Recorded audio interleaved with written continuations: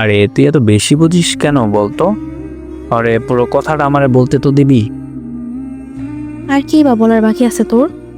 আমি আর কিছু শুনতে চাই না। ধুর, তোর সাথে কথা বলাটাই বৃথা। যা, না শুনতে চাইলে নাই।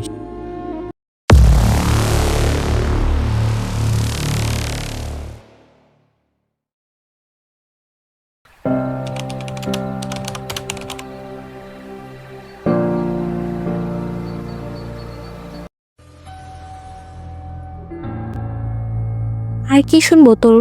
তো এখন খুশি হওয়ার কথা। আমি কিছু শুনতে চাই না। তোর আব্বু আম্মু তো আমাদের বাসায়। জানি। তারা যে কি জন্য গেছে এটা বুঝলাম এখন।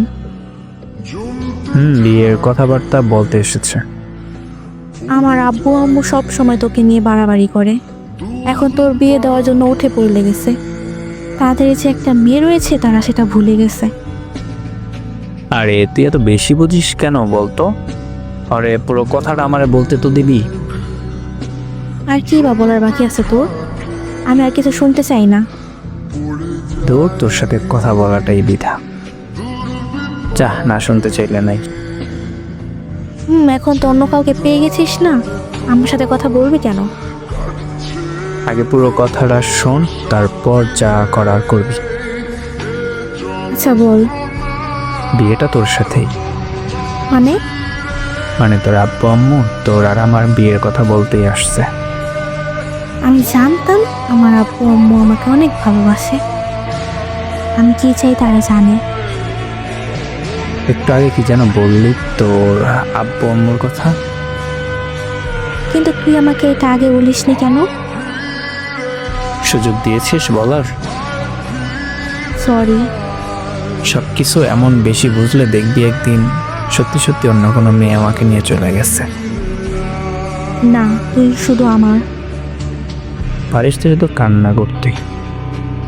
কান্না করতে হবে না, কোথাও যাচ্ছি না আমি। I love you. I love you too. আচ্ছা শোনো, বল। তোকে নিতে আসবো বিকেলে। তোকে নিয়ে আম্মু মার্কেটে যেতে বলছে। আচ্ছা ঠিক আছে। আচ্ছা বাই, পরে কথা বলবো। বাই। তারপর আমাদের বিয়ে হয়। বিয়ের পর আমাদের সংসার অনেক ভালোই চলছিল।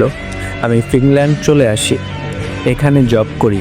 1 বছর পর শুনতে পারি সে অন্য একটা ছেলের সাথে সম্পর্কে আছে। তারপর আমি তাকে মেসেজ দিই। লিজা, কি শুনতেছে এগুলো তোমার নামে? কি? তুমি নাকি অন্য একজনের সাথে রিলেশনে আছো?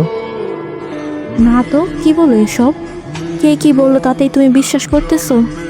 আমাকে বিশ্বাস করো না? বিষয়টা তা না। তাহলে বিষয়টা কি তুমিই বলো। এরপর আমাদের মাঝে অনেক বড় ঝগড়া হয়, অনেক দিন কথা হয় না। প্রায় 17 দিন পর আমার ফ্যামিলি আমাকে বলে যে লিজা নাকি বাসা থেকে 14 লক্ষ টাকা এবং 11 চুরি স্বর্ণ আলমারি থেকে নিয়ে এক ছেলের সাথে চলে গেছে। এই কথা শোনার পর আমি নিজে অনেকটা ভেঙে পড়ি। তার 3 মাস পর আমি দেশে চলে আসি। আমার ফ্যামিলি আমার খালাতো বোনের সাথে আমাকে বিয়ে দেয়।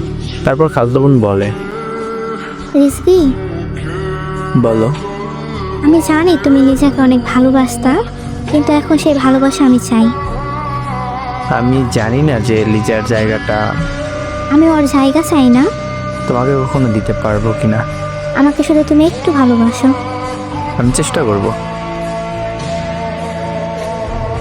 তারপর আমাদের সংসার আবারও আগের মতো শুরু হয়। অনেক ভালোই দিন যাচ্ছিল।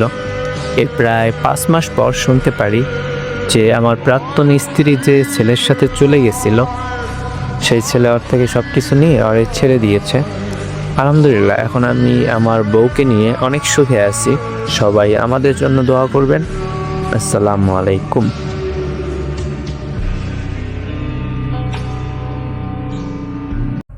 আসসালামু আলাইকুম। জানি না গল্পটা সত্য নাকি মিথ্যা, তবে এরকম একটা কাহিনী শুনছি, সত্য নিউজে দেখছি।